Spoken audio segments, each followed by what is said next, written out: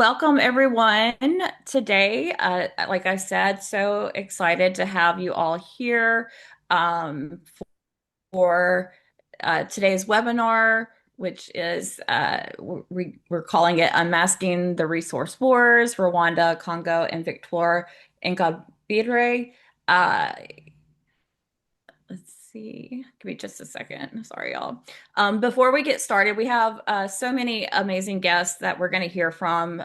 Each has a little something different to offer.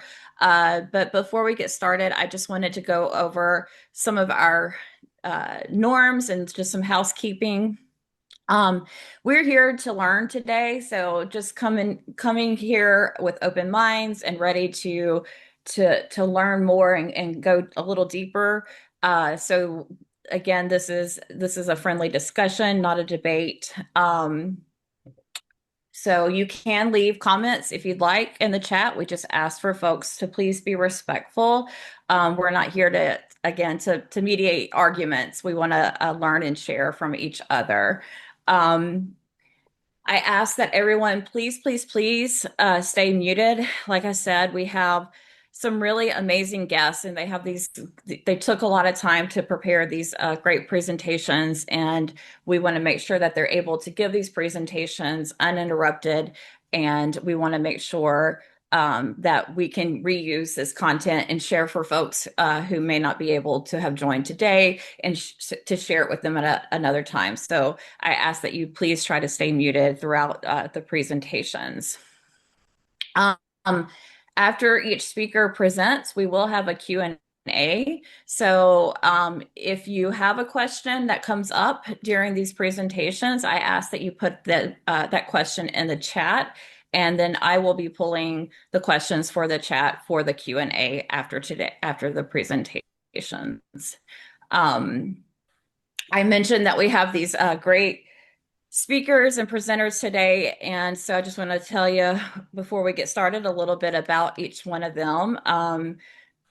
The first one we'll hear from Ann Garrison, and Ann is also the co-organizer, and I wouldn't say mostly organized this whole webinar.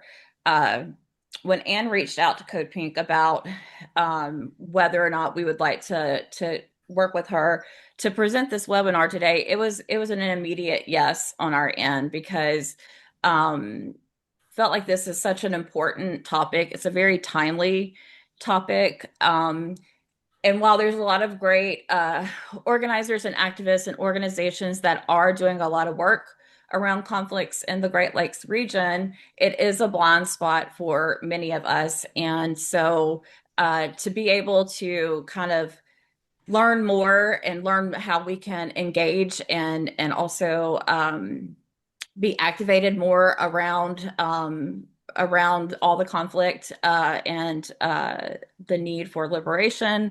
Uh, it was just an immediate yes, like this is very necessary. So Anne, if you don't know, is a Black Agenda Report contributing editor based in the San Francisco Bay Area. She also contributes to the Gray Zone, Pacifica Radio, and other outlets. In 2014, Anne was the recipient of the Victoire Ingabire Umazwuza. Sorry if I probably mispronounced that, so I apologize in advance. But the Democracy Peace Prize for her reporting on the conflict in the African Great Lakes region. We're then going to hear from Judy Rever, a Canadian journalist who worked for Agence France Presse in Africa. She authored In Praise of Blood, Crimes of the Rwandan Patriot Front, and the forthcoming Rwanda's 30-year assault on Congo, the crimes, the criminals, and the cover-up. She also currently contributes to Canadian Dimension. In 2015, Judy was the recipient of the Victoire Ingabire Umawuza Democracy and Peace Prize for her groundbreaking investigative work on the Rwandan Genocide and Congo Wars. Then next, we're going to hear from Maurice Carney, who co-founded the Washington, D.C. based Friends of the Congo. to raise consciousness about the consequences of colonialism, neocolonialism on the Congolese people, and to support Congolese communities and organizers on the ground. Maurice has appeared on multiple media outlets and also contributes to Black Agenda Report. And then we're going to close it out. The presentation is by hearing from Marceline Ndawamungo, who co-founded the Women's International Network for Democracy and Peace to promote democracy and peace in Africa, and especially the Great Lakes region. Marceline grew up in Rwanda and then received political asylum in Belgium after the Rwandan Civil War and genocide. And so we have a lot to go over and a lot to learn and discuss. And so we're going to go right into it with Anne, who's going to start us off today, kind of contextualizing this 30-year conflict, and then also telling us about Victoire Ingabire, why she was imprisoned from 2010 to 2018, and why she's back in custody now, and then what we can do to prevent possible assassination or further imprisonment. So, gonna hand it all over to Anne now. Thanks, Anne. Okay, thanks, Melissa. And I'm sorry I didn't go over Victoire's name, Victoire Ingabire Muhoza, with you when I first started. You should have done that. When I first started doing the radio reporting about this, I would write intros to the radio reports, and the hosts reading the intros would come to that name and just sort of gulp and, and then do their best. Uh, so, okay, we each have only 15 minutes before Q&A, so I'm going to jump right in and talk kind of fast. Thanks to everyone for coming. We considered doing this in January when people were through with the holidays, but we decided we should go ahead right now, right after the peace agreement and its immediate consequences, which are very bad. We're trying to shed some light on the underreported, little understood war in the Democratic Republic of the Congo, also known as Congo or DRC, but I'm going to call it Congo. At the same time, we're going to tell the story of Madame Victoire Ingabire Muhoza, a political prisoner of epic courage. Her personal story makes this complicated regional story easier to understand, as personal stories often do, but first I have to sketch out a little background. Rwanda has been waging war against the Congolese people and Rwandan Hutu refugees in Congo for 30 years, with catastrophic consequences, millions dead and millions more displaced. According to the United Nations High Commissioner for Refugees, that's the UNHCR, and the UN's International Office for Migration, there are now more than 7 million internally displaced persons, called IDPs, in Congo. That's an IDP population second only to Sudan's. Also, according to the UNHCR, there are roughly 1.2 million Congolese refugees and asylum seekers in other African nations. Many of these Congolese people in both the IDP and refugee camps may never be able to go home because Rwandans have taken their homes. This is part of Rwandan President Paul Kagame's long-standing project to annex Congo's mineral-rich Kivu provinces, which neighbor Rwanda. The plan is drive Congolese out, drive them into IDP or refugee camps, then move Rwandans into their homes. I imagine everyone here knows that Congo has suffered immeasurably since colonization in the late 19th century because of its immense, unparalleled resource wealth, including some $24 trillion worth of minerals needed to manufacture every sort of high tech, from solar panels to cell phones, computers, electric cars, and weapons. Lockheed Martin cannot go to work without the 3 T's: tin, tungsten, and tantalum, which are heavily concentrated in the Kivu provinces that President Kagame is trying to annex. On December 4th, Kagame and Congolese President Felix Tshisekedi traveled to Washington to sit down with Donald Trump and sign a so-called peace deal called the Washington Accords. This was the culmination of months of negotiations during which Trump kept claiming that he'd stopped the 30-year war, deserved the Nobel Peace Prize, blah, blah, blah. Maurice will talk more about the peace deal, which is more of a minerals deal than anything else. Kagame and Tshisekedi glowered at one another throughout the ceremony and then didn't even shake hands. Much as in Gaza, the fighting never stopped while the deal was being negotiated, and as soon as it was signed, Rwandan troops and Rwanda's M23 militia escalated their offensive in the Kivu provinces. The spokesperson for the government of Congo's South Kivu province, which Rwandan forces displaced back in mid-February, they took the city and they drove out the existing government. The spokesman, said that another 200,000 Congolese people had been forced to flee their homes, and 400 more had been killed just since Kagame and Tshisekedi signed the agreement on the 4th. Now, Rwanda is now, for the first time, in control of Goma, the capital of North Kivu province, Bukavu, the capital of South Kivu province, and Uvira, the South Kivu city that the provincial government had retreated to when Rwanda and its M23 militia seized the provincial capital. They have set up parallel provincial and municipal administration, putting Kagame closer than ever to realizing his goal of annexing both provinces. 4 UN agencies and the International Rescue Committee say that 50,000 Congolese have fled into Burundi, which borders both Rwanda and Congo, as have many Congolese soldiers. Rwanda's weapons are so much more advanced than those of Congo and MONUSCO, the UN peacekeeping mission, that at this point there's very little military contest. When question not being answered is where are these weapons coming from?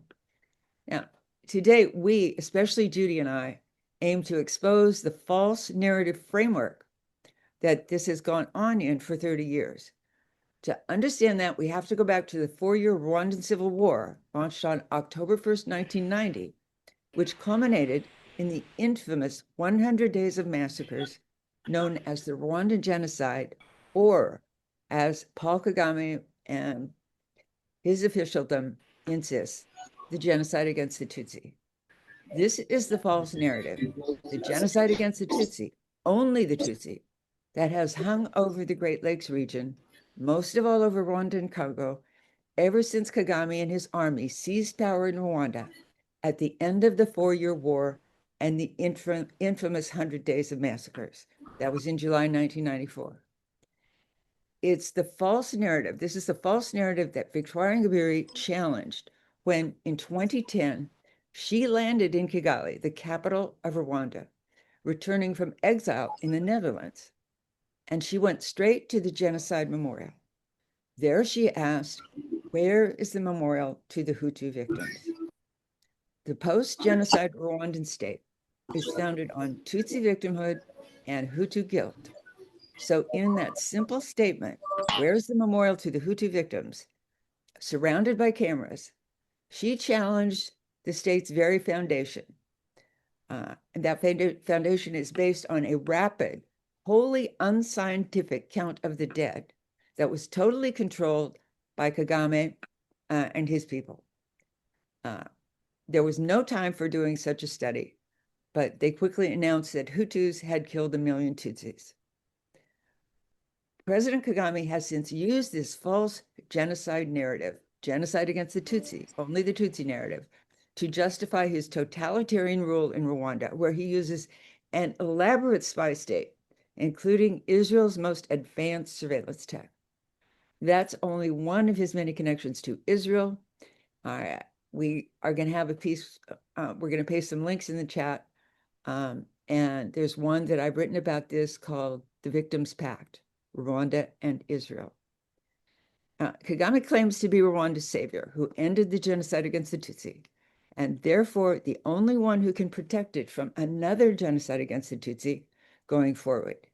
He's used it to justify 30 years of war, atrocities, occupation, and resource plunder in Congo by forever saying that his army has to be there to fight the Federation for the Liberation of Rwanda, or FDLR, who threatened, this is a refugee group, a Hutu refugee group, who threatened, he claims, to return to Rwanda to finish the genocide. That's what he says when he's not claiming that his troops aren't there. He claims both simultaneously, that they're not there and that they have to be there to fight the FDLR. And the press feels way too compelled to respond to this kind of nonsense as though it were serious. Now, when the UN Security Council met last Thursday in response to Rwanda's renewed aggression, the Rwandan ambassador's rote response was 1,000% predictable. This, he said, is most fundamentally about the FDLR, the Hutu militia who threatened 30 years later to return to Rwanda and commit another genocide. FDLR, FDLR, FDLR, genocide against the Tutsi, genocide against the Tutsi. This is what the Rwandan regime has repeated over and over and over for 30 years, even as millions of Congolese have died. Millions more have been displaced. And Rwandan forces have smuggled billions of dollars worth of Congolese gold and minerals out to international corporations, governments, and markets. The ambassador actually talked about this as though it were a new thing. He were trying to explain for the first time. You see, what is most fundamental is the FDLR, etc. If the genocide against the Tutsi, only the Tutsi, is a false narrative, as it is, then the Rwandan argument falls apart. Then Kagame is not Rwanda's savior. He did not stop the genocide, as Judy can explain. And his tyrannical totalitarian rule is not saving Rwanda from another genocide. If the genocide against the Tutsi is a false narrative, as it is, then he also has no justification for being in Congo, as he says, chasing the FDLR or keeping them from returning to Rwanda to commit another genocide, or defending Congolese Tutsis. That's a variation of his argument. The FDLR is a spent force, as UN reports have documented many times, but even if it were a viable threat to the Rwandan regime, Kagame would have no justification for being in Congo to hunt it down, because that's based on this false narrative, the genocide against the Tutsi. He would, if it were acknowledged that both groups are victims, then he would need to negotiate with refugees rather than going into Congo, blaming them for his occupation atrocities and plunder. His claim to be in Congo to stop the FDLR is preposterous anyway, because decades of UN investigations and investigations by Global Witness and other credible NGOs have demonstrated that Rwanda is actually smuggling billions of dollars worth of gold and minerals out of DRC. Anyone willing to spend a bit of time on this can read about it at the link to UN investigations on the UN website, which we'll have in the chat, and by going to Friends of the Congo, the Friends of the Congo website, and clicking Resource Center and then Reports. And we'll have a link to that in the chat as well. So Kagame's claim to be in Congo to protect Rwanda or to prevent another genocide against the Tutsis is a lie. He's there to steal resources. And the genocide against the Tutsi narrative is itself a lie. Now, there's no doubt that someone listening here is preparing to accuse me of genocide denial, but I would never deny that there was a Tutsi genocide in Rwanda, nor would I ever deny that there was also a Hutu genocide committed by then General, now President Paul Kagame and his advancing army as he marched towards the capital during the Rwandan Civil War. Judy will tell us how she investigated and documented Rwanda's Hutu genocide in a book she paid a very high price to complete. We've got a link to the book and to my review of the book in the chat. Now, to get to what I have to say about Victoire today, I need to skip back briefly to 1961 and the Rwandan Revolution, also known as the Hutu Power Revolution or the Social Revolution. Up until then, Rwanda had been a feudal monarchy in which the minority Tutsi, who were about 17% of the population, ruled over the majority Hutu, who were about 83%, and the Twa Pygmies, who were less than 1%. Now, I don't want to risk oversimplifying this, so I should say that I don't fully understand the Hutu distinction in Rwanda, And I found that even Rwandans disagree about what it means. I reported on the case of Dr. Leopold Munyakazi, who is now stuck in a Rwandan prison for giving a lecture at several universities in Maryland where he said that it's a class distinction, not an ethnic distinction, because Rwandans all speak the same language, eat the same food, and share the same culture. He said, therefore, that the Rwandan genocide was actually a class war. I've never heard anyone else describe it quite that way. But in any case, Leopold is sitting in a Rwandan prison for that narrative divergence. Tell even the slightest divergent narrative, and you're labeled a genocide denier, or worse yet, a genocide criminal. If you're in Rwanda, you're also sent to prison. If you're in the diaspora, you may suddenly find yourself arrested, incarcerated, and on trial 30 years after the genocide because someone in Rwanda has suddenly accused you of genocide crime, and US or European authorities have then acted solely on the basis of that person's testimony. This is what Leopold, Dr. Munyakazi faced. It was horrible to see him deported like this. And there are a number of friends of mine who are here on the webinar who are trying to help friends and family members defend themselves in federal court in Boston. One is Jean-Leonard Teganya, who was accused of genocide 30 years later. He was a medical student at the time at the University of Butare. The jury came back and ruled that he was guilty in a mere 3 hours. Now, what did they know about Rwanda and the Rwandan genocide? Probably what they'd seen in Hotel Rwanda, and they probably heard the press's rote repetition of the false genocide against the Tutsi narrative, or maybe they'd read the Wikipedia. So, of course, a Hutu was guilty. Aren't they all guilty? In 1995, representatives of the National Holocaust Museum and the Simon Wiesenthal Center met with people from the new Rwandan government about how to shape, control, and even enforce this genocide against the Tutsi narrative and pursue these prosecutions, which reinforce the narrative and deeply frighten Rwandans living in exile. They're afraid to speak because next thing they may be charged with genocide crime, prosecuted and deported to Rwanda. This was the beginning of a long-standing collaboration with Israel. This collaboration gave Zionists a chance to polish their image as victims of the worst crime of the 20th century, who remain ever vigilant on the front lines fighting genocide. Obviously, that image is now in tatters, but that was their reason for engaging in this collaboration. Among the benefits for Rwanda have been a false equation of the Holocaust and the so-called genocide against the Tutsi. In Europe, they've even tried to pass and enforce genocide denial laws like Holocaust denial laws. Now, one of the first things that Victoire said to me back in 2010 was that people think that Hutus, they're killers. They're killers. I didn't quite understand the significance of that, but I gradually came to understand that the false genocide against the Tutsi narrative has created a horrible racism against Rwandan Hutus that make them vulnerable to this judicial persecution throughout the Western world. One of the other things that Victoire said to me back in 2010 was that before, during, and after the genocide, Hutu people were killed. Hutu people were victims of crimes against humanity. She didn't say Hutu genocide or double genocide. You can go to prison for saying that in Rwanda, but she went to prison anyway from 2010 to 2018. Now she's in danger of going back to prison again.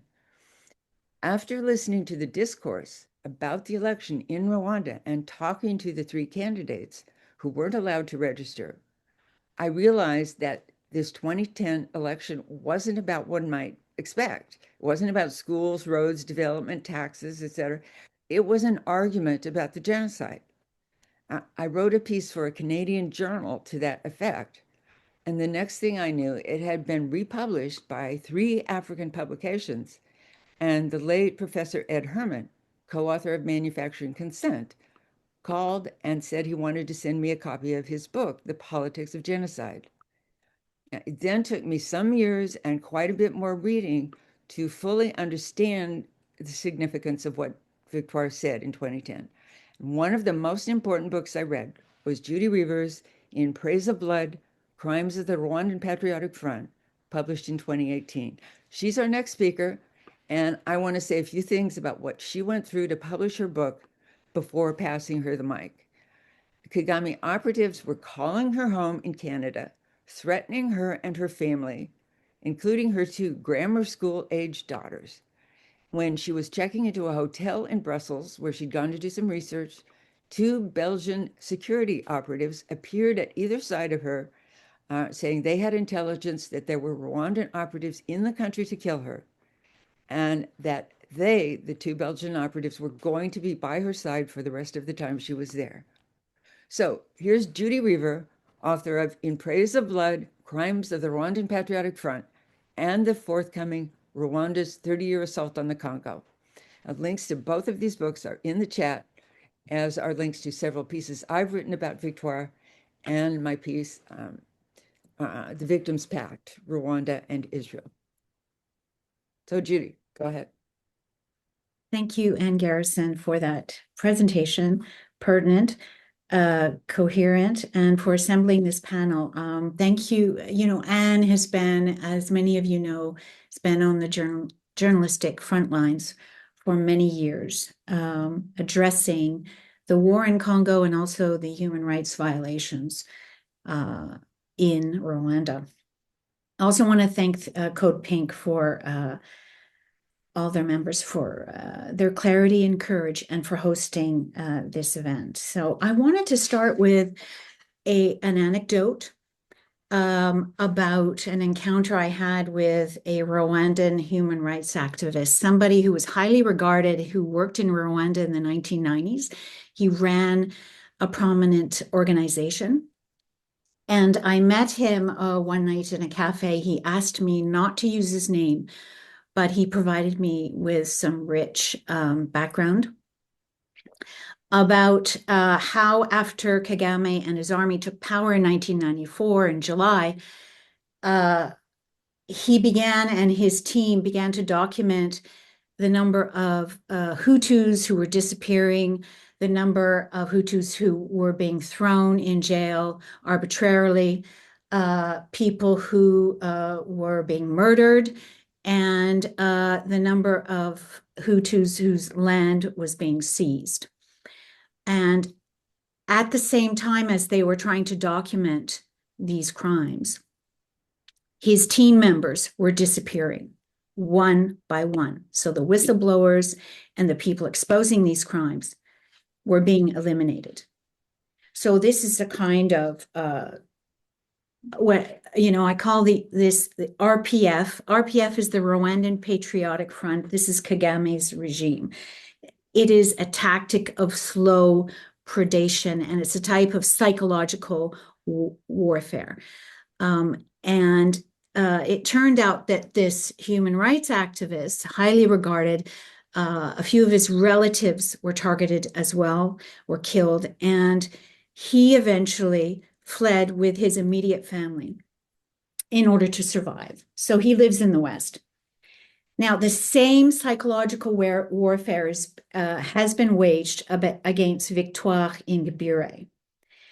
And what has happened for people who have followed her to some extent is her, as she stood up for Rwanda and as she's tried to tell the truth, her young supporters, brilliant people who have been part of her political party, her assistants, people who have supported her in various ways, have been either jailed or murdered or forcibly disappeared.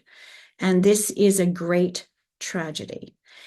She did not, however, flee. She remained in Rwanda while one by one, many of her supporters, her core group, have been silenced or eliminated. So her remaining in Rwanda is a testament to her strength, who she is, but it also shows to what extent the regime in power has underestimated her mettle. So, as Anne said, she encountered problems immediately after returning to Rwanda when she challenged the official narrative that Anne was explaining. She wanted to correct the distorted history, but also provide recognition or urge recognition of Hutu victims as well, and possibly promote the idea of justice, which would mean people in power be prosecuted. So I've also in my work tried to address this distorted history, and I first became aware of the incoherence of the Rwandan genocide narrative, the official narrative, when I went to Congo to cover the humanitarian crisis in 1997. And so I went there within a few days of Mobutu Sese Seko being toppled by Kagame's forces. And what had happened in 1996 and 97 is Kagame's army invaded the Congo and began a military sweep across that country and staged a committed, wide-scale, organized massacres against Rwandan Hutu refugees in Congo. And upwards of 200,000 of these people, of these Hutu refugees, were killed, although there have been no empirical studies, no real investigation of their deaths. So why were they in Congo to begin with? They had fled to Congo and established themselves in camps after the Rwandan genocide. And they were still in Congo 2.5 years after the genocide. And so when I went, pardon? Okay. When I went there and I encountered survivors in the forest, I asked them, why did you not go home? Why did you, first of all, flee Rwanda in 1994? And why did you stay in Congo languishing in these refugee camps? It didn't make sense to me. And, therefore, they've been a target of Kagame's forces 2.5 years later.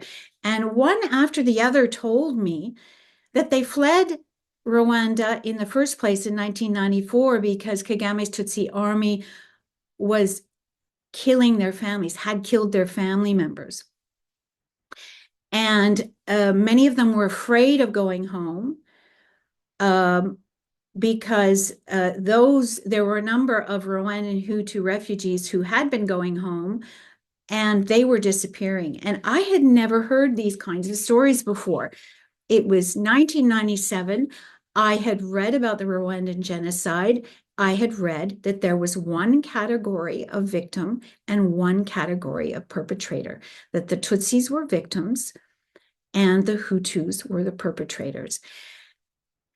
And these Hutus in Congo were telling me that Kagame's forces had systematically massacred them as well. And so I knew that this was a story I needed to, I had seen what Kagame was capable of in Congo. And so I believed these Hutu refugees and I began to do some rigorous research. So over the last 3 decades, I've tried to examine and document the nature and scale of the killings carried out by Kagame's forces before, during, and after the genocide. Other people have attempted to do this, probably not in as much detail as I have. But my research, I like to say, is based on 3 layers of evidence, okay? First layer is evidence from survivors, witnesses, and contextual witnesses. Many of them are ethnic Hutu, okay? The second layer of evidence, very, very important, which corroborates the first layer, is from Tutsi insiders, and these are Tutsi officers and Tutsi soldiers, former Tutsis who broke with Kagame's regime, who have enlightened me about the nature, how it worked, and what the Tutsi army did. These people have fled and can speak freely. The third layer of evidence is the UN confidential documents that I got a hold of. Much of it is exculpatory evidence from the UN tribunal proceedings. That the UN tribunal was set up after the genocide to prosecute the most serious crimes. I also got a hold of confidential, not only exculpatory, but confidential leaked documents that were given to me by a whistleblower. So what are my findings? Just the broad strokes of my findings that I published in my book In Praise of Blood in 2018 that Anne mentioned. My findings, and some of these have been revealed by other people who have done investigations. The Rwandan Patriotic Front under Kagame ignited the genocide, ignited the cataclysm of violence by shooting down the plane that was carrying the Rwandan and Burundian presidents. That act unleashed the violence. RPF commandos were responsible for that. Immediately after the plane attack, soldiers from the RPF military intelligence, also soldiers from Kagame's High Command Battalion and Training Wing, they began to carry out systematic massacres of Hutu civilians in zones that the RPF had quickly seized behind the battlefront. So these mobile forces operated from the northern prefecture of Buyumba, quickly came down the southeastern part of the country through Kibungo, and then throughout the rest of Rwanda. These were well-planned operations, not reprisal massacres. They were preemptive and began in zones already under RPF control on April 6, 1994 and onward. So these death squads, Kagame's death squads, went house to house and targeted Hutus in swamps and in fields. Hutu community leaders were targeted first and then peasants. Large groups of Hutus were invited to meetings and killed with guns, grenades, and something called agafunis. Those were hoes. In some cases, the Hutus were dumped in mass graves with Tutsis who had been massacred earlier by Hutu militia. The RPF loaded thousands of Hutus onto trucks at night and brought them to a place called Gabiro on the edge of the Akagera Park, where they were shot and burned. So there were methods of concealment at Gabiro, Akagera Park, off limits to all NGOs in the UN. Journalists, when they eventually were allowed to come in May 1994, they were escorted around by the RPF and told the RPF's version of events. So again, RPF killings were highly organized and systematic, and I say amounted to an attempt to destroy in part Hutus as an ethnic group. These RPF operations also continued to a lesser degree in later years, and they constitute genocide against Hutus. At the same time, I point this out very clearly in my book, Tutsis were being, in 1994, systematically slaughtered in Hutu-controlled zones and were victims of a genocide. Hutu militia and elements of the Hutu state, often local, committed a genocide against Tutsis. But, and I want to point this out, it's very important, the RPF also fueled the genocide against Tutsis. How did they do that?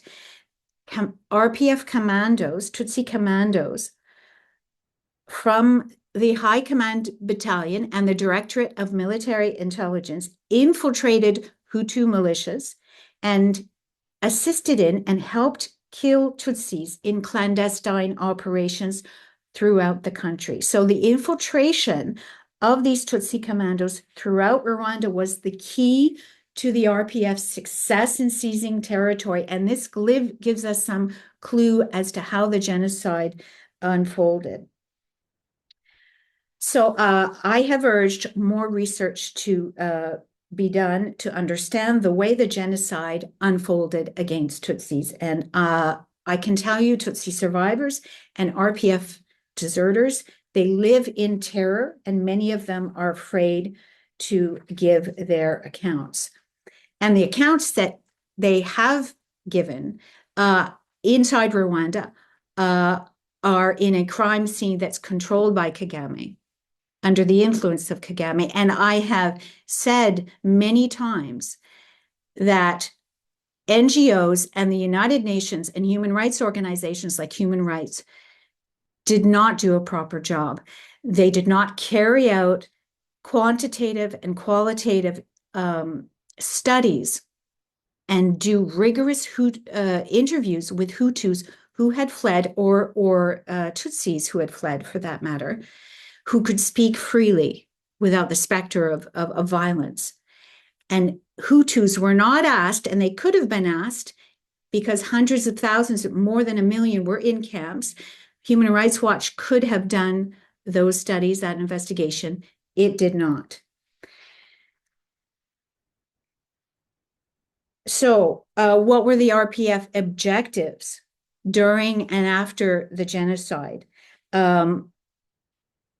Number one, eliminate as many Hutu civilians as possible to establish ethnic domination, to demonize Hutus and the former regime in order to establish moral legitimacy on the international stage, remove Hutus from political and military power and replace them with Tutsis, target Hutu intellectuals, community leaders, because once the core political, military, and cultural leadership was gone, the RPF could govern without resistance. So they also molded the population map to secure land and housing for Tutsi returnees who had lived in Uganda, Congo, and Burundi for decades. And finally, to instill fear in the Rwandan population.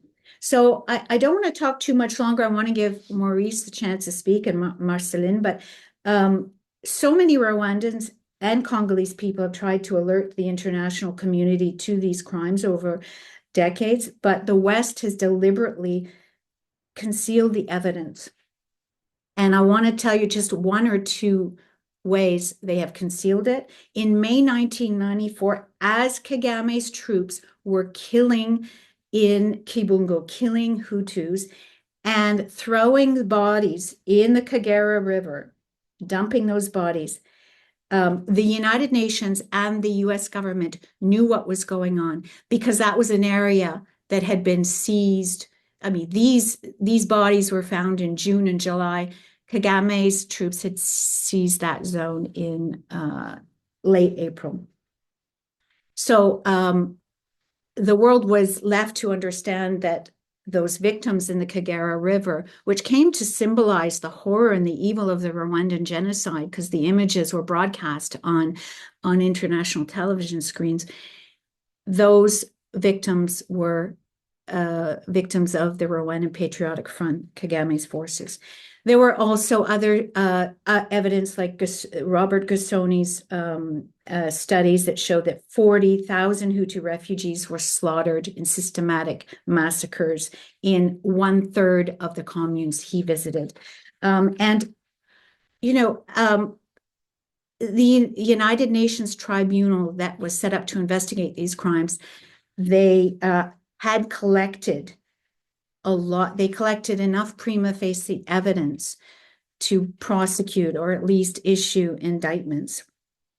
They recruited, under Carla Del Ponte, who was chief prosecutor of the tribunal from 1999 until 2003, and 41 witness statements. And she was dismissed for trying to indict and prosecute not only Kagame himself, but his senior entourage. And she was replaced by a more malleable chief prosecutor, one who wouldn't go ahead and indict Kagame for these crimes. And so what happened is no prosecutions were ever undertaken by the UN against the RPF. The United States transferred jurisdiction for prosecuting these crimes from the United Nations to Rwanda itself, so allowing the killers to prosecute themselves, which they, of course, never did. So the UN granted Kagame legal immunity from war crimes and terrorism. And it is that tragedy, obstruction of justice, that allowed Kagame's dark crusade in Congo. Because if he had been stopped in either 1999, when Carla Del Ponte first gathered evidence, or Louise Arbour, the Canadian prosecutor who first gathered evidence that Kagame's commandos were responsible for shooting down the plane, that was dismissed as well by her decision.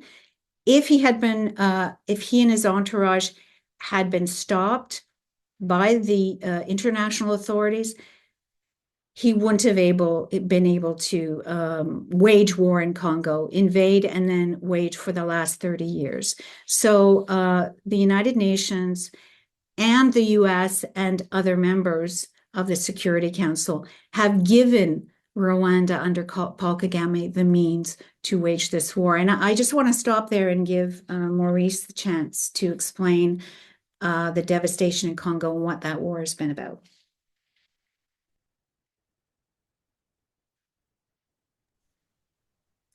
Thank you, Judy. Thank you, Anne, and certainly thanks to Code Pink for hosting this discussion. The Friends of the Congo, as stated at the outset, we are a Pan-African solidarity institution based here in Washington, D.C., and with two overarching aims. One is to raise global consciousness about what's transpiring in the Democratic Republic of the Congo. And the second is to provide support to local institutions, those that are on the front lines who are organizing for change inside of the country. Based on what Anne and Judy has shared, and also a comment that Melissa made, I think there are a few structural elements that I will address. Melissa said that Rwanda, Congo, the heart of the African continent there is a blind spot for many of us, right? She said it's a blind spot for many of us.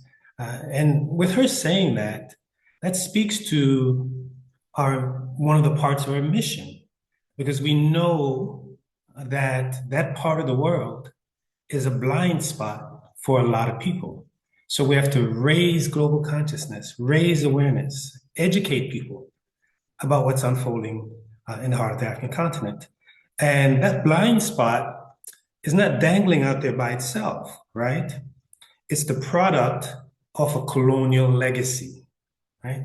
And the colonial legacy is not solely a question of lack of infrastructure, hyper-exploitation, an extractivism system, but it also carries with it the colonial prism through which we see Africa, right? Writ large. Africa is the dark continent. That's a colonial legacy. And a la Joseph Conrad, the Congo is the heart of darkness, right? So what happens there makes us blind, because we already know all we need to know about those people, right? They're imbued with these atavistic qualities that condemns them to perpetual violence. So automatically, we write off a lot of the elements that Judy just talked about, the geostrategic interference, right? Even in the face of a history that's pretty much well known, right? That the United States mounted its largest covert action in the world to overthrow Congo's democratically elected leader, Patrice Lumumba, in 1960, right? He befell the fate, not fundamentally different in terms of his overthrow, that we saw, with Mogadishu in Iran, or Jacob Arbenz in Guatemala, or Allende in Chile. So that is, in that part of the world, for us who are anti-imperialist, leftists, that is the tradition in which Congo falls, right? A tradition of geostrategic interference. So when crimes are committed and they're evident, and the people or entities that are responsible for committing those crimes are brought to book, or there's an attempt to bring them to justice, because of geostrategic interests, right, we see the intervention. And that's been a major part of the challenge around the Congo, that because of the interference, because of the pursuit of its strategic interests, the United States, United Kingdom, the European Union, France, right, because of that intervention, it has injected or installed three dominant features that where we see this 30-year war that's been ongoing. One, as Judy laid out, is this impunity, right? She said, well, if Kagame was held to account in the late 1990s, the conflict that we see today wouldn't be as we see it, right? So because there is impunity, this leader and group of elites, they can act, right, with impunity because they have the backing, of the West. The head of the CIA, Larry Devlin, he wrote a book entitled Chief of Station Congo. And his book talked about how he overthrew the Lumumba government. Right? It's really a playbook for overthrowing a democratically elected leader. And in this book, Mobutu, he was talking to Mobutu. He recounted a conversation he was having with Mobutu. And he was talking to Mobutu about going about overthrowing Lumumba. And Mobutu asked him, do they have our back?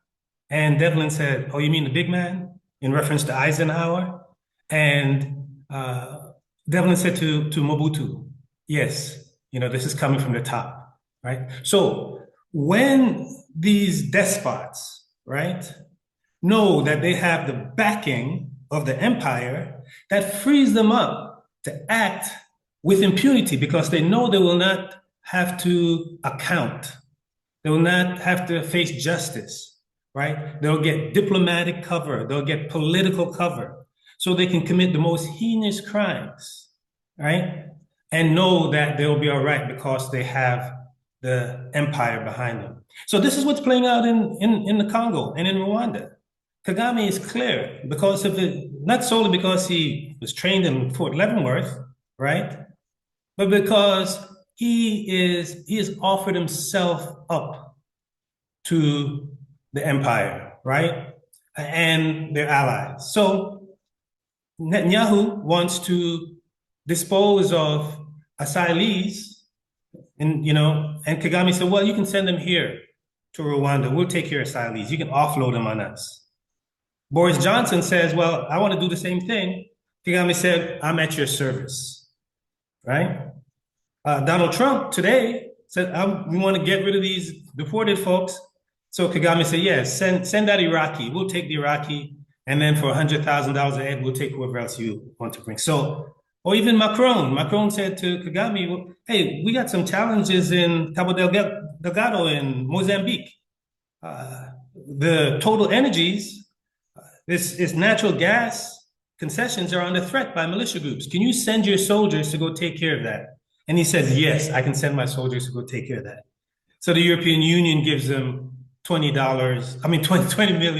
million euros each year at the behest of Macron, right? So for us on the outside who are engaged in solidarity work, it's vital that we pierce this colonial veil and not have a blind spot where we don't have blind spots elsewhere, where this is a product of a geostrategic intrigue, right? What we see unfolding, and that the empire has its hand in it.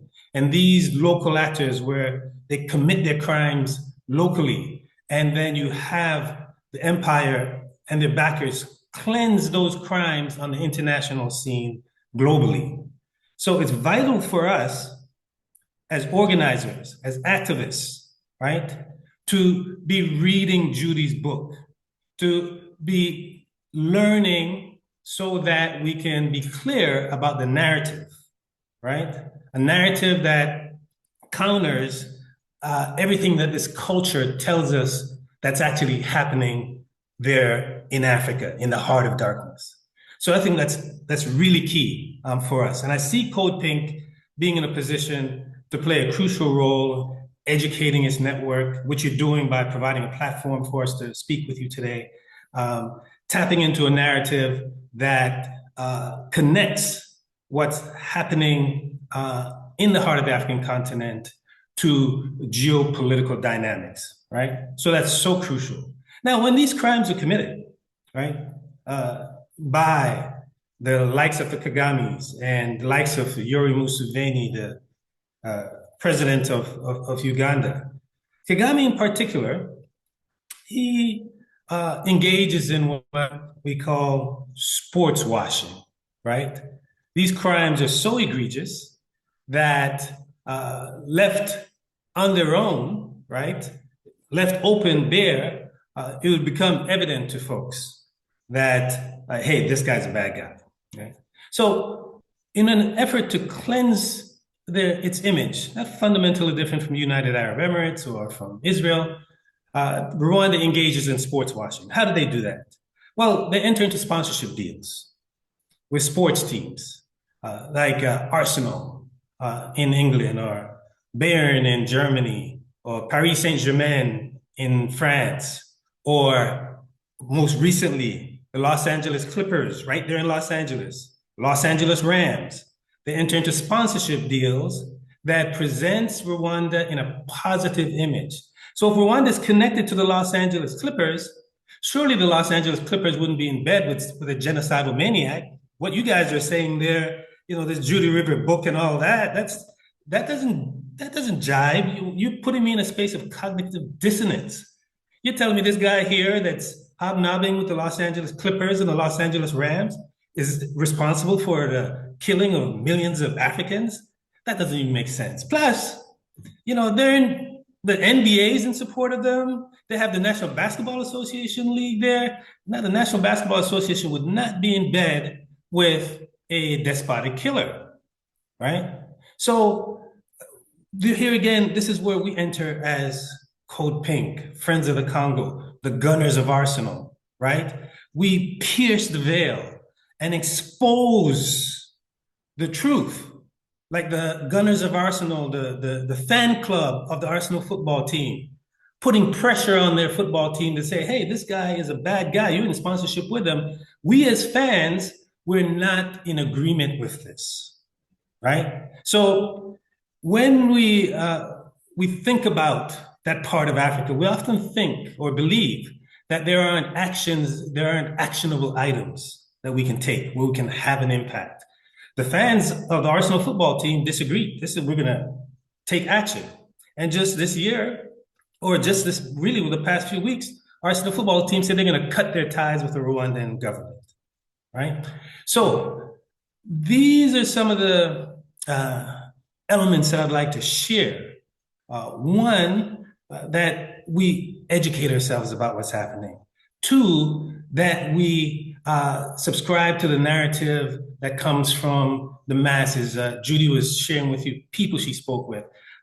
Victoire Ingabire, who's been a courageous woman. I can see Code Pink lifting her up as an example of women under the Kagame regime, because we're often told, well, X percentage of the Rwandan parliament is made up of women, right?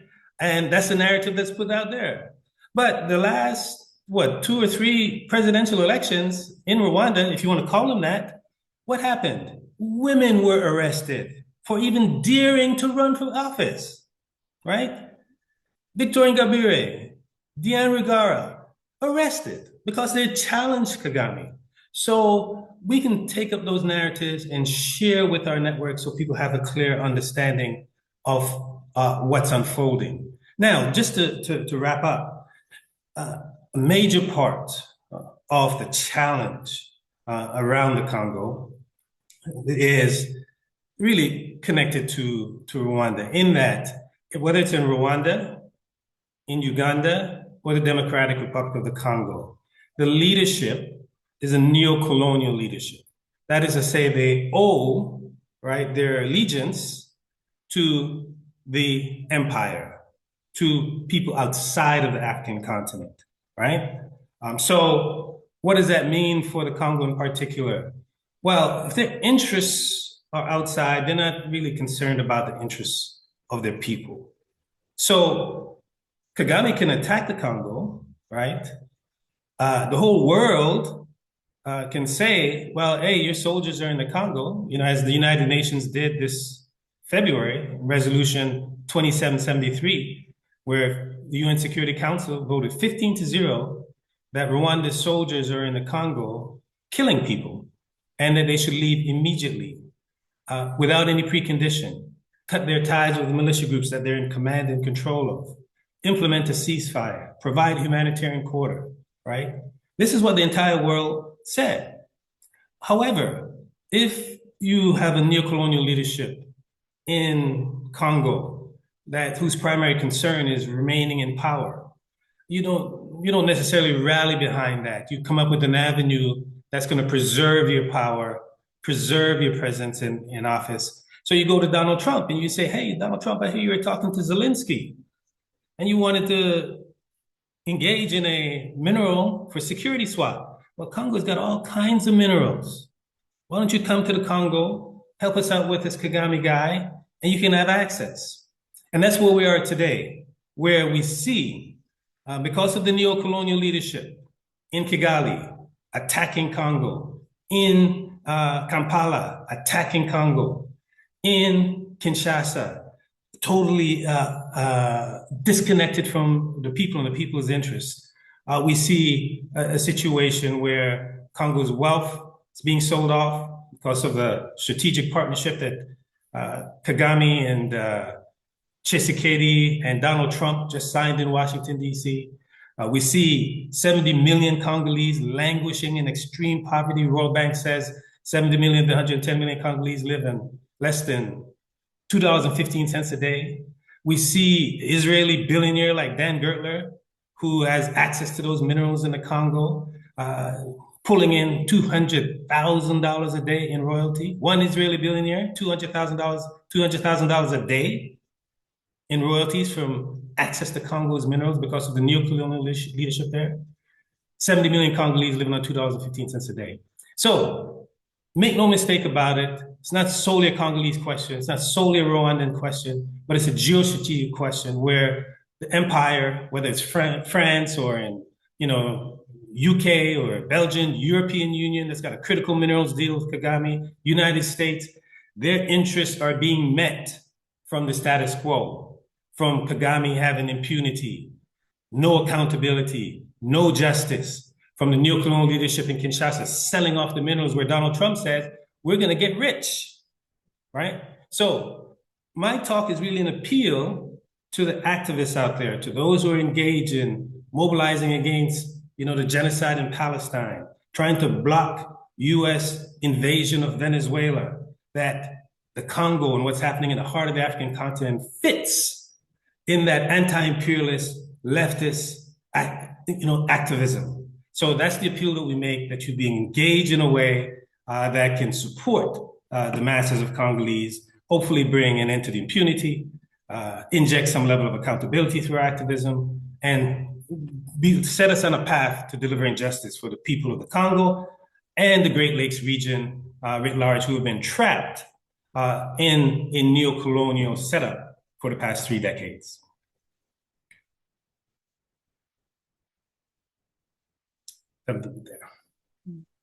Thank Thank you, Maurice. We're gonna go ahead and pass it on over to Marceline. If let's And see. Duomungu. Yes. Duomungu. Yes, thank you. Okay. You can go ahead. Yeah, thank you very much for organizing this and for having us. I don't know what to say after all the presentations which were made this evening, at evening in Europe. So I am in Belgium. Um, I will present you our organization. It's a women organization which is called International Women's Network for Democracy and Peace. It was established in 2009 in Belgium, um, at the same time as in Canada and the Netherlands. Later, we got a desk in France too. So we are there in 4 countries, but we are still looking for other desks to open, hopefully. Our goals when we created our association or organization was to make people be aware of what is happening in the region of Africa, uh, especially by supporting women leadership. That's why we encourage the women like Victoire Ingabire, who is doing tremendous work over there. We encourage them and we support her work. We also support other women who tried to challenge the dictatorship there. For example, Diana Guigara, who tried to run for president and who was put in prison too. So,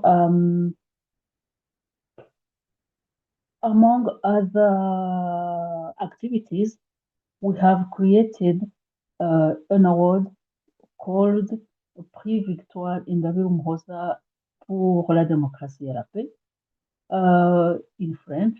It is an award that we give to people to encourage them to work for peace and the truth, especially in the region or the region of Great Lakes in Africa, because all the truth is not told. So we have been issuing that award from 2012, and next year on the 28th of February, it will be the 15th time. So we invite you to join us in Brussels, in Belgium. So karibu, as they say in Swahili.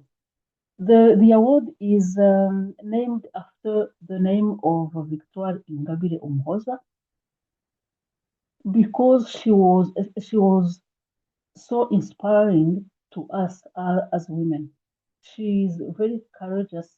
She she dared go there knowing what was waiting for her because you can't face a dictatorship uh, if you fear. So the award is named after her name, but she's not the one who created it because people confuse. She's not the one who created the award. The award was created by our organization, and and the people also confuse us as and may mistaken us as her political wing, but we are not. We just support her work. We support her struggle, and for now we are organizing a GoFundMe for to cover her legal fees because there is no other organizations paying um, for her there because as Anne already pointed out, many people who could help her have been put in prison or have disappeared. So we are doing this for the time being. So many people don't know who Victoire is, but I think for now information is widely available on internet. But I can tell you that she was born in 1968. When the Rwandan genocide occurred, she was in the Netherlands on professional training. So when the genocide happened, she was not in the country.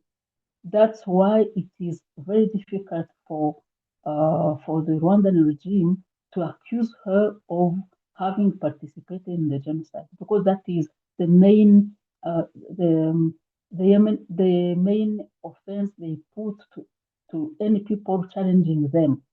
So she was not in Rwanda. They can't say that she participated in the genocide. Then she was joined by her family in the Netherlands. She worked for the company. She was being trained in the Netherlands, and she resigned in 2009 in preparation of her return to Rwanda.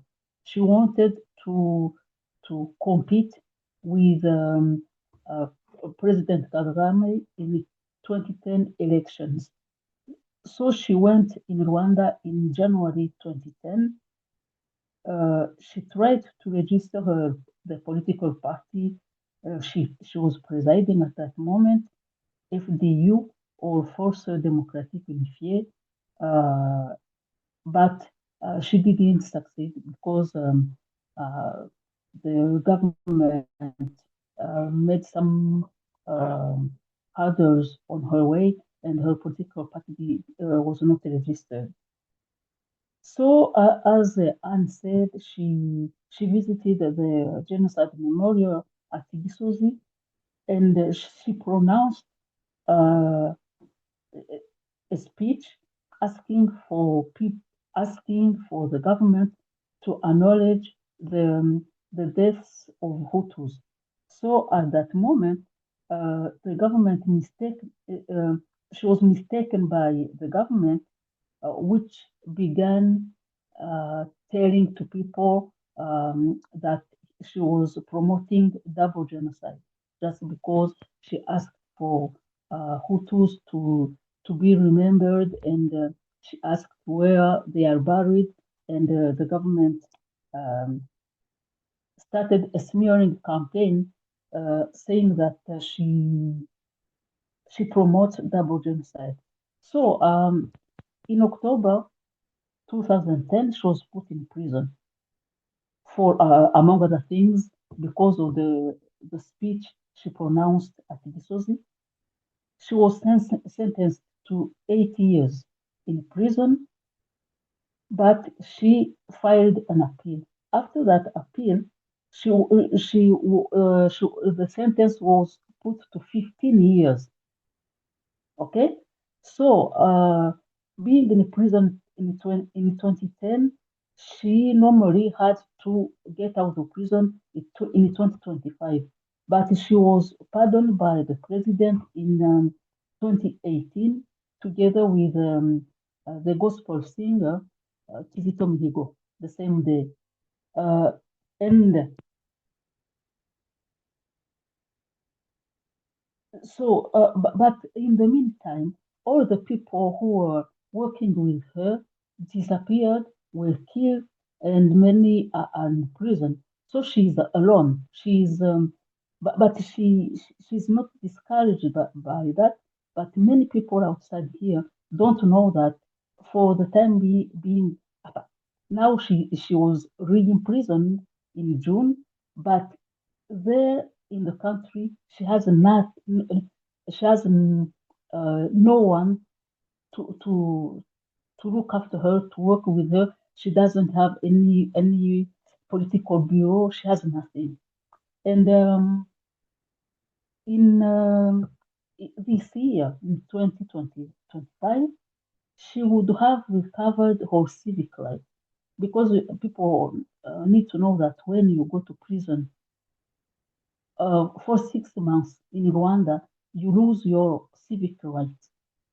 So, as she was pardoned in 2018, and that in 2025, she was about to recover her civic rights, the government or the regime invented other offenses, and she was put back in prison in June.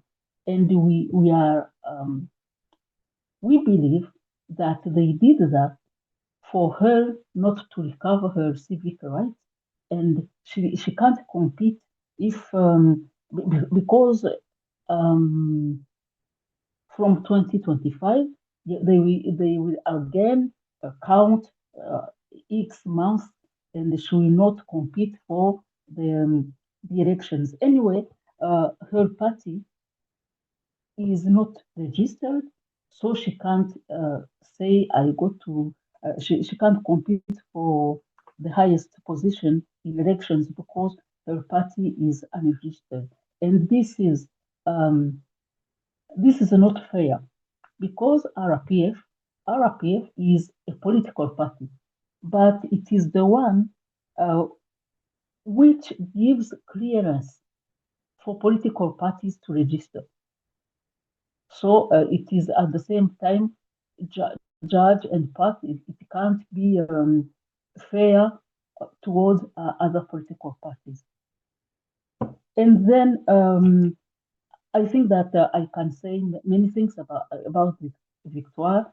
In 2017, she had filed a complaint to the African Court, and the African Court for Human Rights said that the Rwandan government, the Rwandan authorities, had misjudged her. The Rwandan government was fined for compensation to her, but that was never given to Victoire. And what I can say to wrap up with what I'm saying is that I have a word to Congolese audience. I can tell them that not all Rwandans agree with the country's invasion by Rwanda. We are here. I'm here as a Rwandan refugee. I am victim of the same regime. So I can tell them that let's unite in struggle for peace in our region. Thank you.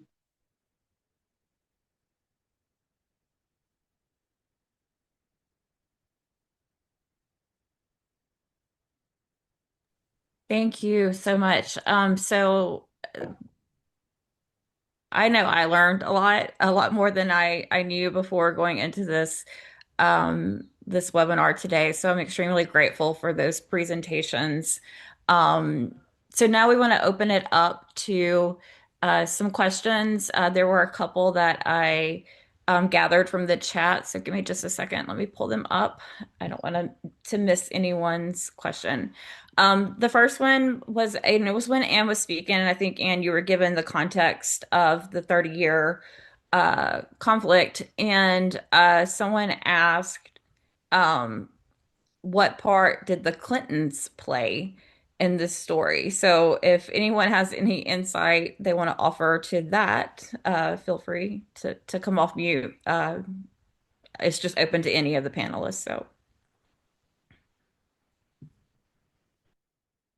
oh, Anne, you're muted. Bill Clinton has been shedding crocodile tears since 1994, saying that he so regretted that he did not intervene, famously did not intervene. Samantha Power, humanitarian interventionist extraordinaire, built her career on complaining that the Clinton regime did not intervene at the time. But in fact, they did intervene. This is one instance when a military intervention, if a military intervention organized by the UN, not by the US or NATO, could have made a difference. There was a UN peacekeeping mission there on the ground, and there was a proposal in the UN Security Council to send more troops to beef up the UN peacekeeping operation to stop the genocide. Bill Clinton intervened. Thank you. Bill Clinton intervened to make sure that that did not happen. He sent his UN ambassador, Madeleine Albright, to the UN Security Council to let them know that the US would veto. So that did not happen. Ever since, he's been championing Kagame. In 2009, he gave Kagame, one of the worst war criminals in the world, a Global Citizen Award. And this is a way of covering his own crimes, everything that he had to do with this, supporting the Kagame regime all the way, supporting the invasion of Congo, which happened while he was still in office. So Bill Clinton has been very much a partner in crime, and it is very important to remember that he sent his UN ambassador to veto an expansion of the peacekeeping mission that could have stopped the genocide. Is because their guy, Paul Kagame was their guy. They wanted to see him win. They wanted to see him seize power in Kigali. So they didn't want to stop the genocide. We hear so much about the U.S. being that veto for ceasefires and peace so often. So I would just like to reiterate something I said it was during Bill Clinton's administration that, of course, as Anne pointed out, the genocide occurred. And I mentioned earlier that the United States had, through their satellites and through their intelligence on the ground, they knew exactly what was happening, who shot down the plane, Kagame's commandos, and then who was doing the killings in which prefecture. And they certainly knew that Kagame's troops were killing massively in the north and the east.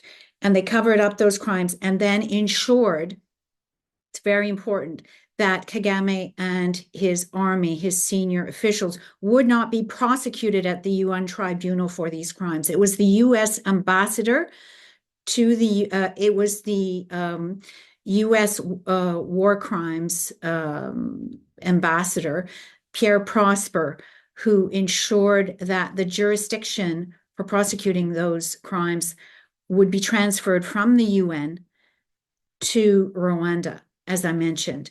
And so the US cemented Kagame's impunity, and then helped organize and support Kagame's invasion of Congo, which is part of what I explore in the book that is going to be published in March. So I talk about the US role in regime change and how the United States in particular has given Kagame the means to wage this war in which millions of Congolese have died. So US officials have aided and abetted these crimes. And I argue that these individuals should be prosecuted. Kagame and his militia and his senior officials have gotten off scot-free. At the ICC, the International Criminal Tribunal, and at the ICTR, which has now wound down. But there is still a possibility through class action suits and civil and criminal procedures in Western jurisdiction for Congolese victims and Rwandan victims to prosecute Western officials who are complicit. Judy, could you also say something about AMC Minerals in Hope, Arkansas? Well, yes. I mean, at the time when Kagame was sweeping across Zaire, Congo, and in April, before Mobutu Sese Seko was officially toppled, Kagame and his rebel grouping, AFDL, were doing deals with America Mineral Fields, which is which was at the time a Toronto listed firm, but based in Arkansas in Bill Clinton's hometown. And the head of that company was Raymond Boule, who was close enough to Clinton at the time.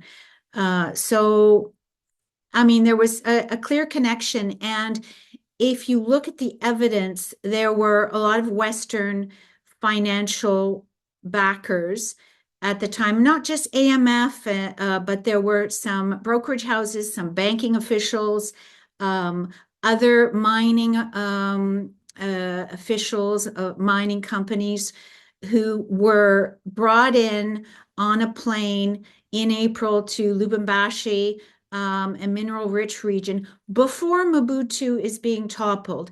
Also, Robin Sanders, who was an official on the National Security Council under Bill Clinton. So that's a U.S. official who's giving the green light and her approval to financial deals with rebels and Paul Kagame, who are undertaking regime change, which is, of course, a violation, which was a violation of the territorial integrity of that country at the time. But in my mind, the most egregious thing, of course, that was a gateway to all the other crimes that were going to occur in the decades to come. But this was happening amid the wide-scale systematic slaughter of Hutus, Congolese Hutus, and Rwandan Hutus by Kagame's troops. And this is just incredible. This is why I say there was aiding and abetting of these crimes, and these people should be held accountable.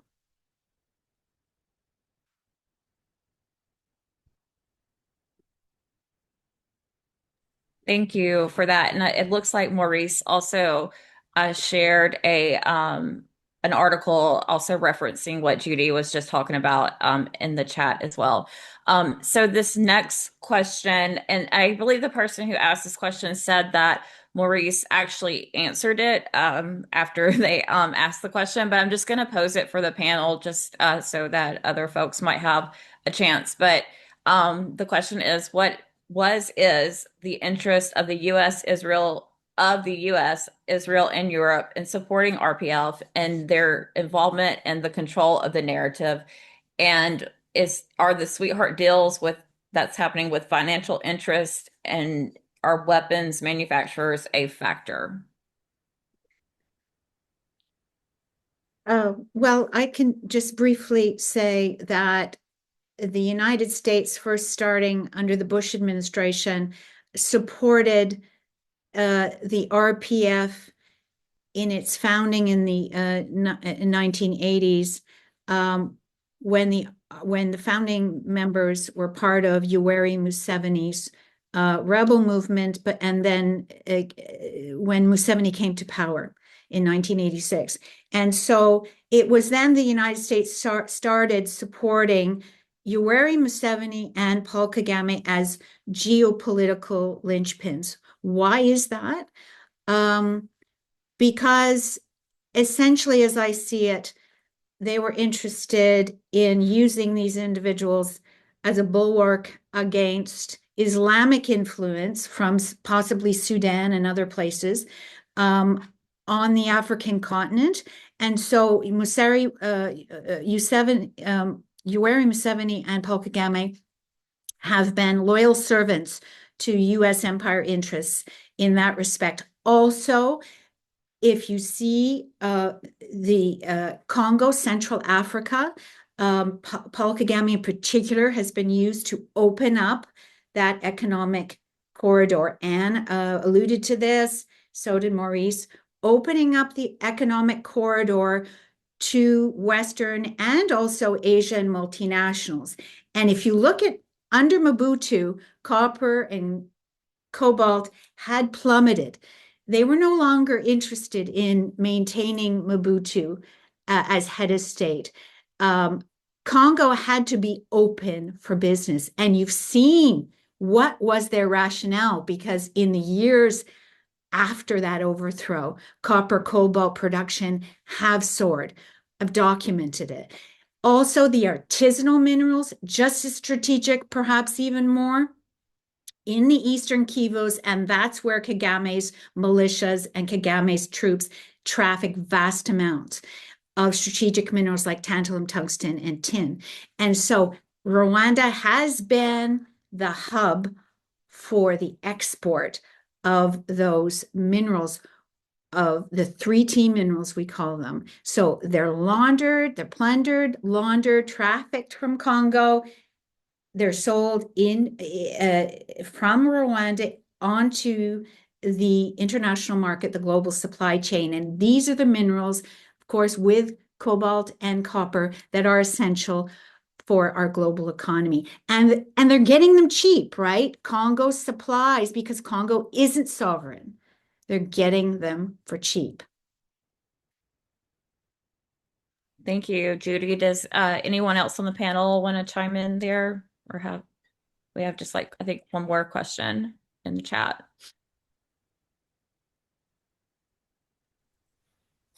Just to add that, to the question, that it goes beyond the provision of arms. It also has to do with intelligence. It has to do with training. UN group of experts documented the shipment of weapons to Kagame to Rwanda through Israel. We see that when Kagame needed the tools in order to spy on people in Rwanda and the Great Lakes region, the Pegasus spyware developed in Israel was also provided to him. Both, even in the latest UN Group of Experts report, talking about Rwanda's latest attack against the Congo, they talked about Rwanda getting Israeli support for training of its soldiers that are backing the M23. So whether you're talking about arms, whether you're talking about intelligence, whether you're talking about training, we see that Kagame has that connection, and also in the narrative too. Anne talks about this quite a bit. But usually, when you see, particularly Jewish institutions in the United States, when they engage members of Congress, right, and they take them on these trips to Israel as a way of connecting members of Congress to Israel, they also include Rwanda in that as well. So when it comes to the genocide narrative, you see Rwanda being included. The last trip by the members of the Congressional Black Caucus to Israel, after they were in Israel, they also then went to Rwanda. This was organized by a Jewish educational organization out of Indiana. So when we talk about this genocide narrative, it's really powerful, because as we see Netanyahu weaponize genocide in the genocide that he's committing against the Palestinians, Kagame also weaponizes genocide in order to justify his aggression and plunder. And what the United Nations says in the United Nations did what they call a mapping report, United Nations mapping exercise report that they published in 2010, which drew up on what Judy is talking about, the slaughter of the Hutus in 1996, 1997, which was also documented in another UN report called the Garrison Report.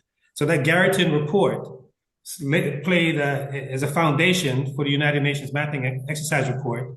And the United Nations Mapping Exercise Report says that the RPF, if these Rwandan soldiers committed crimes in the Congo, were brought in front of a competent court, they could be brought up on charges of genocide. Now, this is a report when we're talking about covering for these leaders that came out when Susan Rice was the U.S. ambassador to the United Nations. and they were trying to suppress the report. In fact, the report had to be leaked. It's because it was leaked first in August of 2010, then it was published officially in October 1st of 2010. We had mobilized people to bombard Susan Rice's office with phone calls. Even former ambassadors were joining in, calling our office at the UN, calling on her to, not block the report, not shelve the report.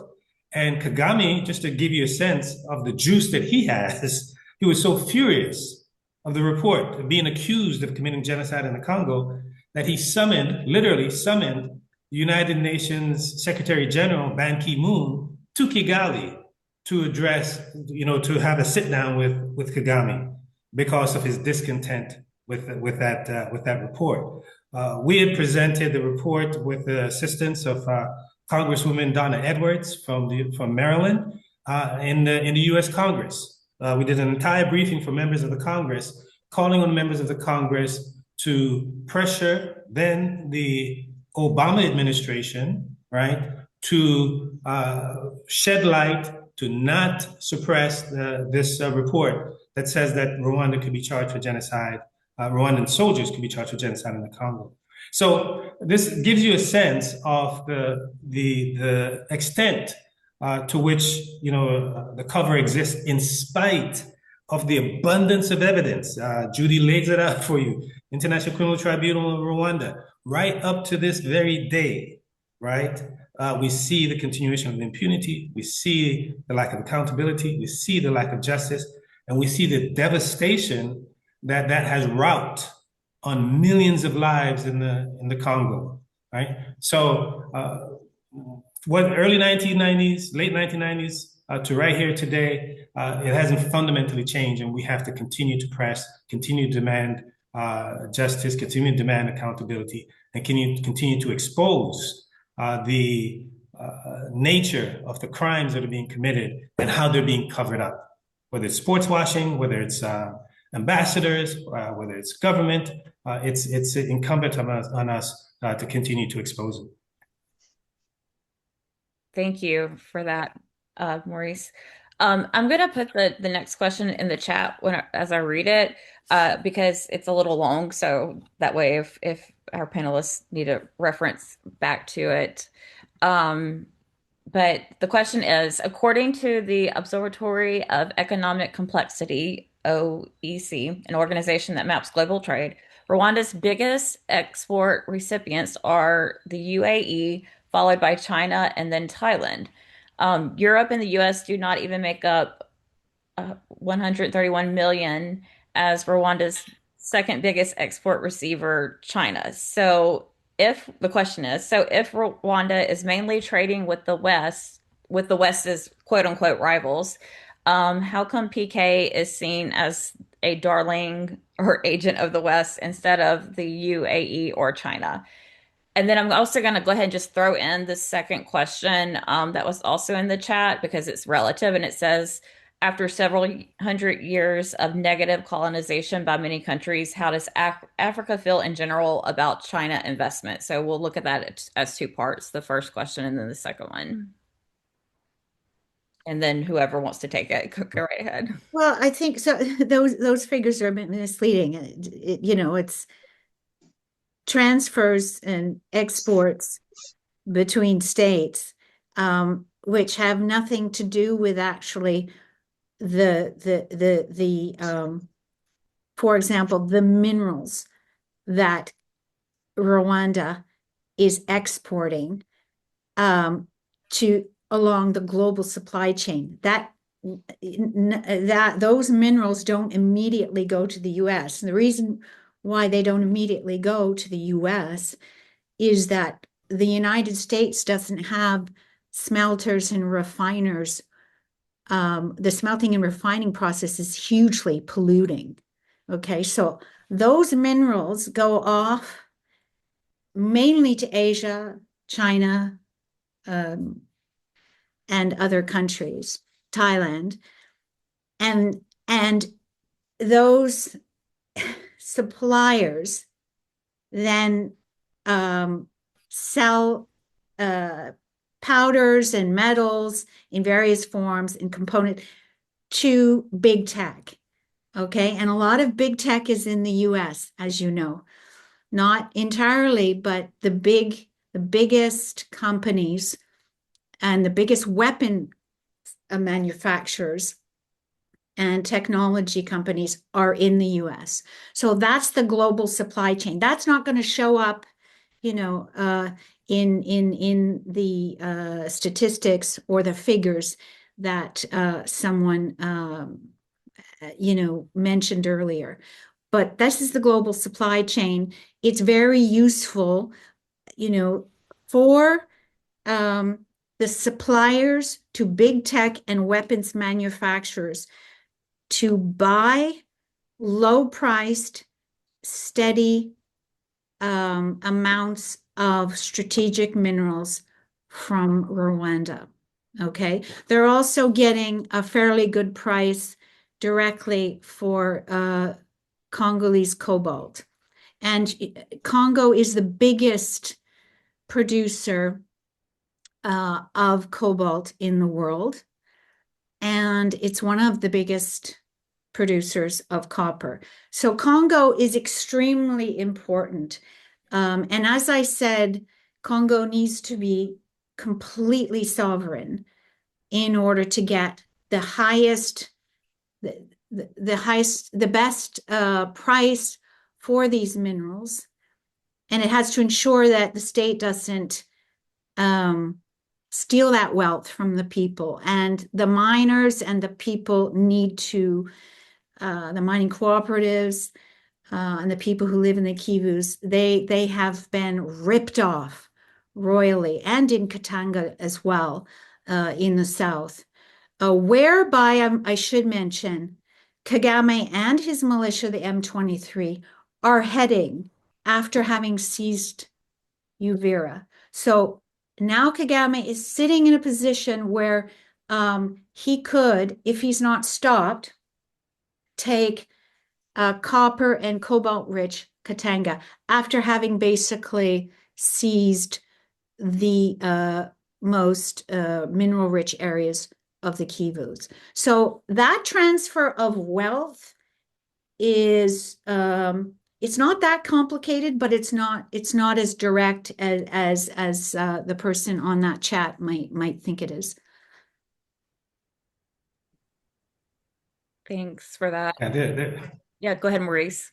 there's also some other variables to take into consideration as well. A series of other variables, actually.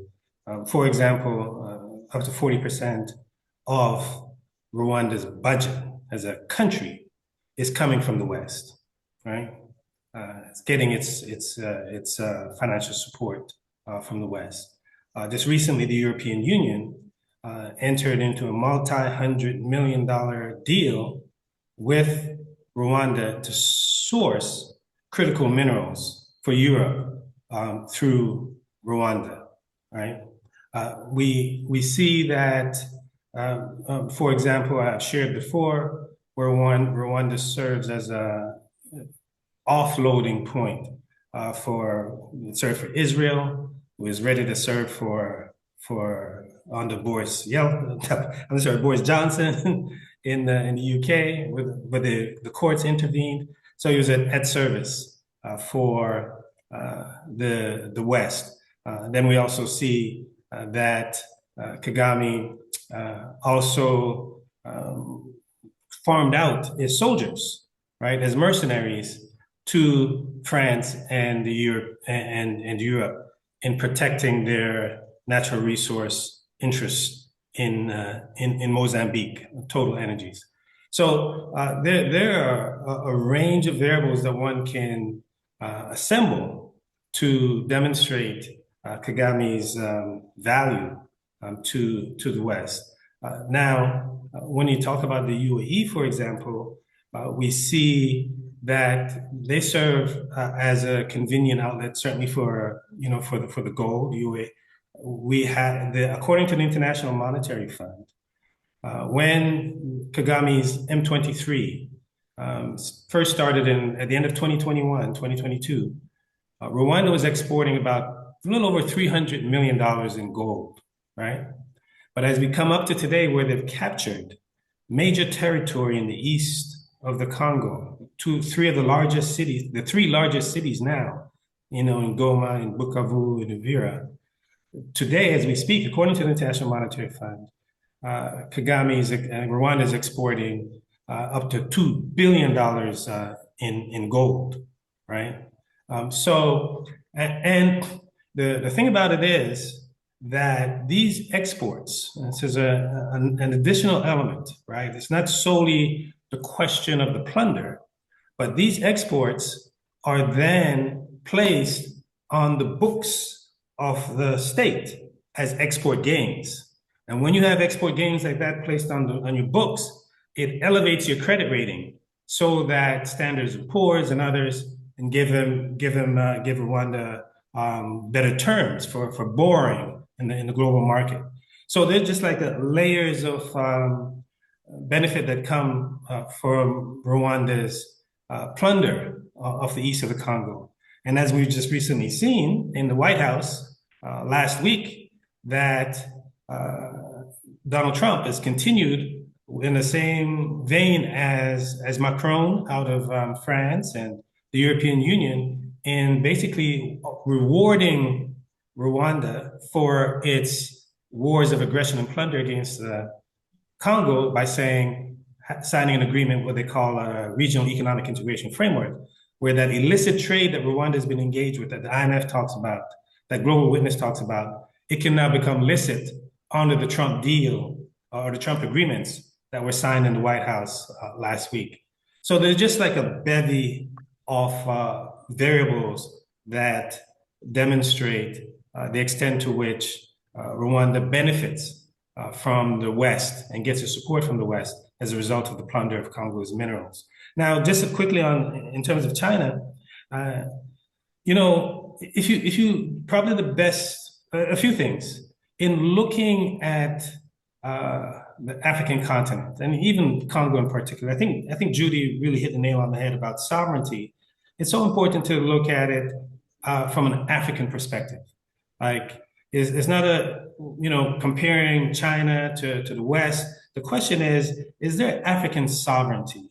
Is Africa free to deal with whichever partner it chooses, the Chinese, the Russians, whoever, from a sovereign position, right? So that's one. In terms of the framing, it's really important that we look at it that way. Now, with China, what we've seen is that China is riding a beltway, right? A capitalist beltway. They may not have created it. It's a colonial beltway. It's a capitalist beltway, and China is going in and playing on that beltway for its own interests, right? Now, because the states, like take the Congo, for example, have been so weakened by its neocolonial leadership, it's not able to engage China in a way that can be fully beneficial to its people. And that's compounded, right, by the pressure that these neocolonial states get from the West. I'll give you a concrete example. The Congo wanted to enter into what they call a mineral for infrastructure swap, right, with China, 2008 or so.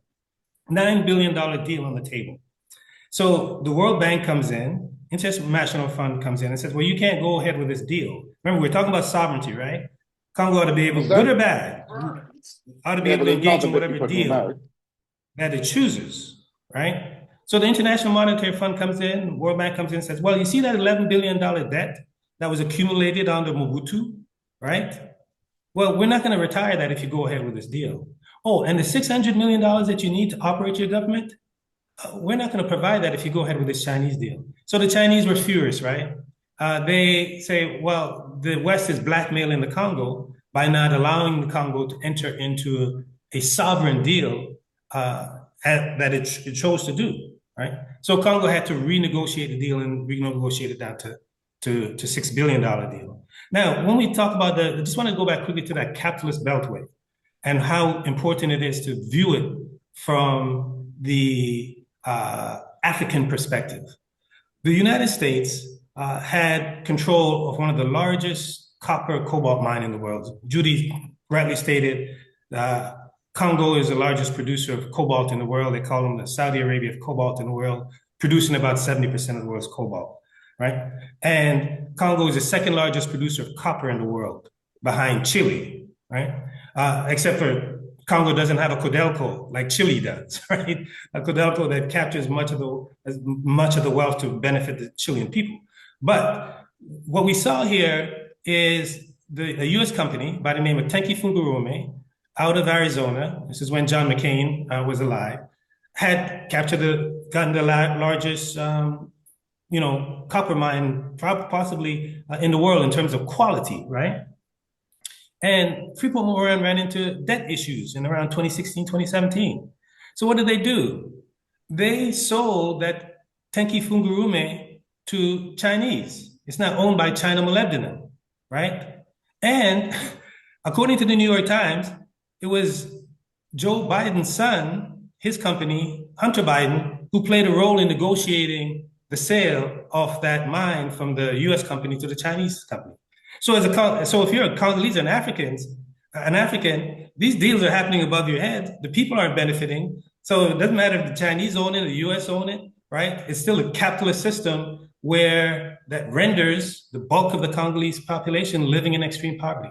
So just wanted to share that in terms of the perspective, in terms of sovereignty, in terms of the global players, that it's the people who wind up getting the short end of the stick. And the challenge is for us to be in solidarity with those people so that they can be strengthened in order to put leaders in place that defend and protect their interests.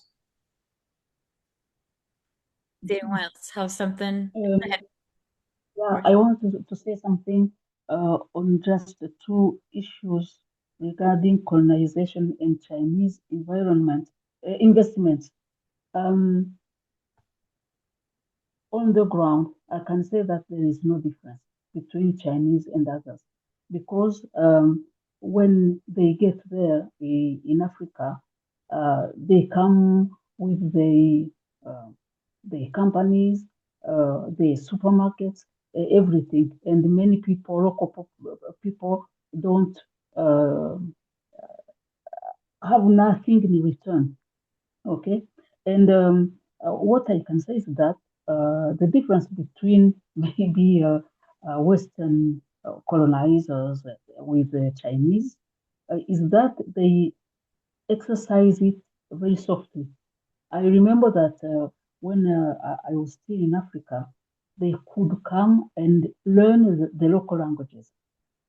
What the Europeans didn't do.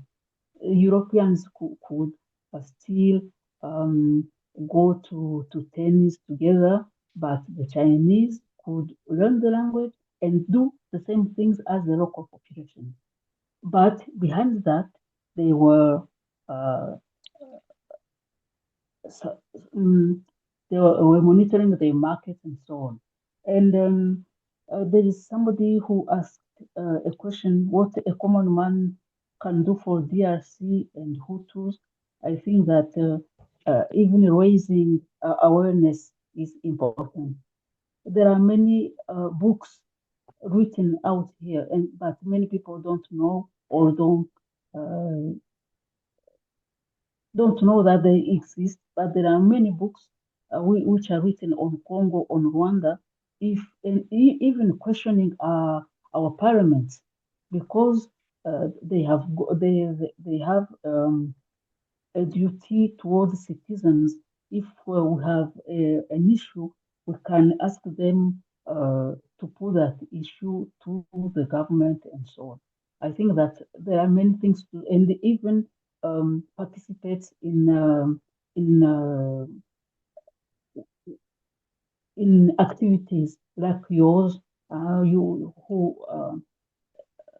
try to inform people and so I can think there are many things to do. Sorry for my English because I have to translate from French to English, so it's not so easy. Okay, thank you very much. Thank you, Marcy. And I think that's like a really good way to kind of like, because we got to start wrapping it up here.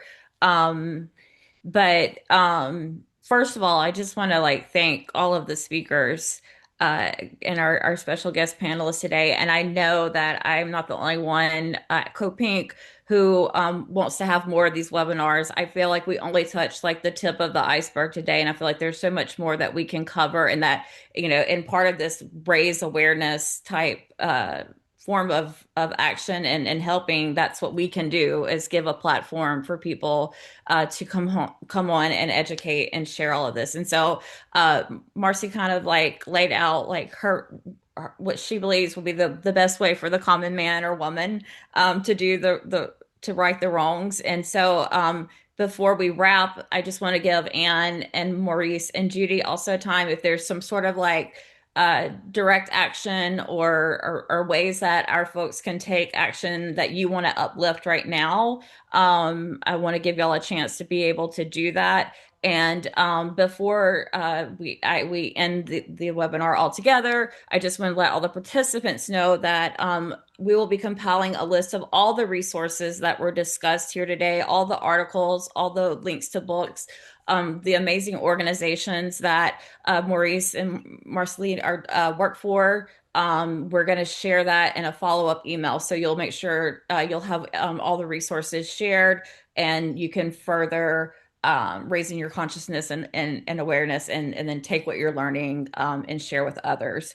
And so, yeah, I'm just going to let Anne and Maurice and Judy also, if there's what would be your advice to us that could start righting these wrongs and the fight for liberation.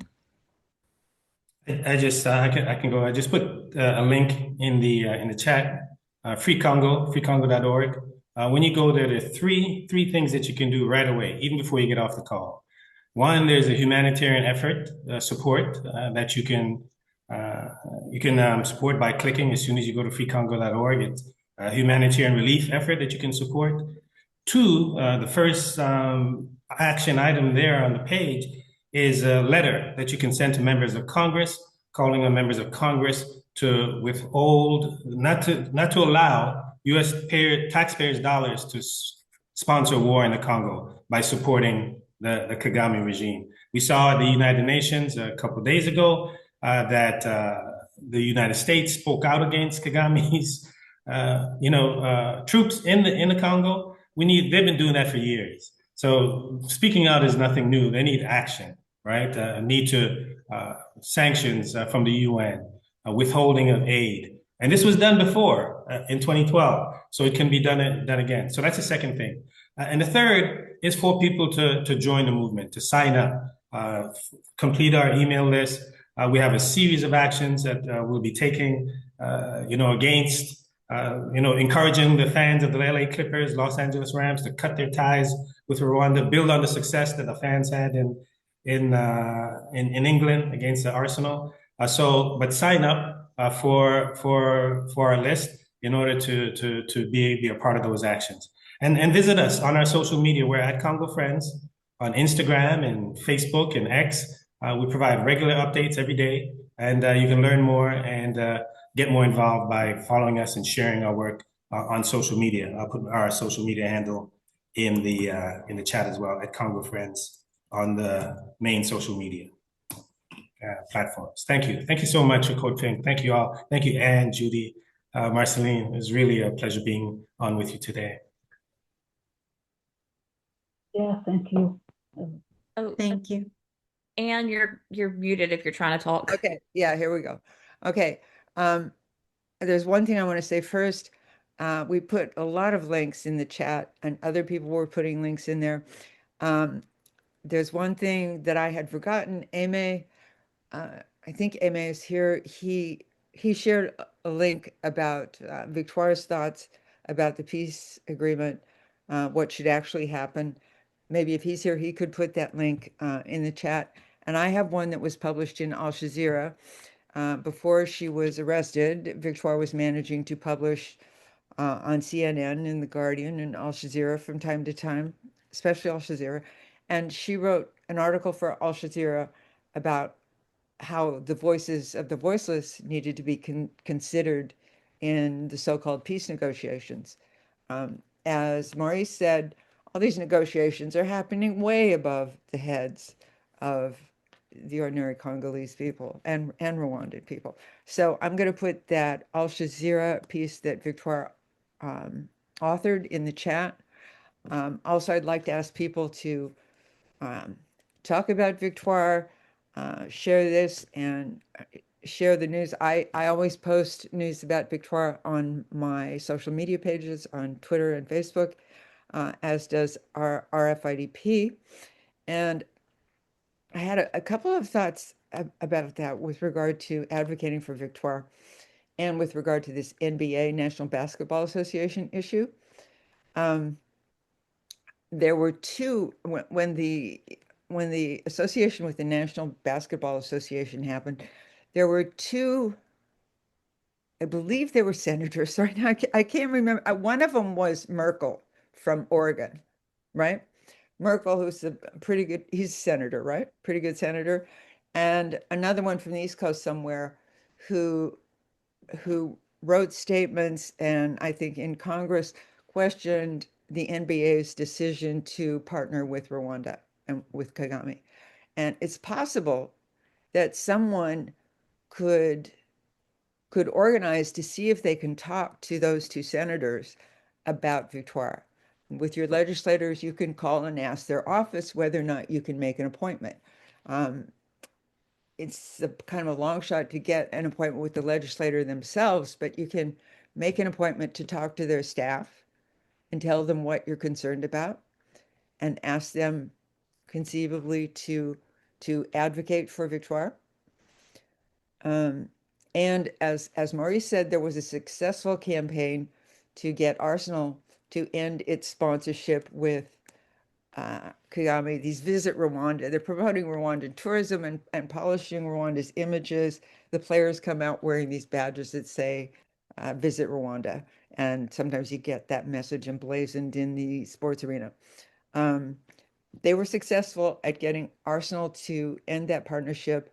I was at a protest during last year's NBA All-Star game. Congolese had organized a protest there. I've reported on it for KPFA radio. These kinds of things can happen again. So one could aim for some success like that, like Arsenal had with discouraging the participation with the LA Clippers, and any of these other sports sponsorships. Thanks. And Judy, did you have any actions or anywhere to direct people or uplift right now before we close out? Well, I would echo what both Maurice and Anne have said. Maurice said, get informed and listen to grassroots people. And both of them reiterated the importance of calling your local Congress or your local representatives. But I also want to say that Victoire has a very skilled international team of lawyers who are representing her, but she doesn't have access to them.